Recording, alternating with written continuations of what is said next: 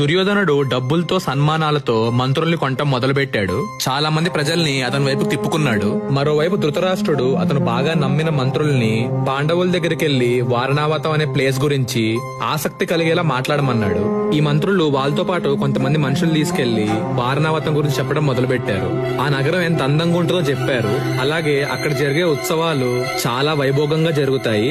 జీవితంలో దాన్ని ఒక్కసారి కూడా చూడకపోతే మన జీవితమే వృధా అని చెప్పారు. ఆ మంత్రులు ఇచ్చిన బిల్డప్ కి పాండవులకి వారణావతానికి వెళ్లాలని, అక్కడున్న ఉత్సవాలను ఎక్స్పీరియన్స్ చేయాలని కోరిక కలిగింది. ఈ లోపలే ఈ విషయం ధృతరాష్ట్రుడికి తెలిసి యుధిష్ఠిరుడిని పిలిచి ఇలా అన్నాడు, నాయనా, మీ ట్రైనింగ్ కూడా అయిపోయింది. మీరు మన రాజ్యాన్ని చాలా ఎక్స్పాండ్ చేశారు, డెవలప్ చేశారు, పరిపాలన కూడా చాలా బాగా చేశారు. మీకు ఇప్పుడు ఎంటర్టైన్మెంట్ అండ్ ఫన్ అవసరం. You guys deserve a break. మన మంత్రులందరూ వారణావతాన్ని మించి అందమైన ప్లేస్ అసలు ఇక్కడ లేదు అని అంటున్నారు. మీకు ఆ నగరానికి వెళ్లి అక్కడ జరిగే ఉత్సవం చూడాలని ఉంటే తప్పకుండా వెళ్ళండి. ఇక్కడ పరిపాలించే డ్యూటీ ఏదైతే ఉందో అది మన మంత్రులు చూసుకుంటారు. మీరు, మీ స్నేహితులు, మీ అనుచరులు అందరూ వెళ్ళండి. కావాల్సినంత ధనం తీసుకెళ్లి అక్కడ ఎంజాయ్ చేయండి, దాన ధర్మాలు చేయండి అని అన్నాడు. యుధిష్ఠిరుడు సరే అని వెళ్ళడానికి ఒప్పుకున్నాడు.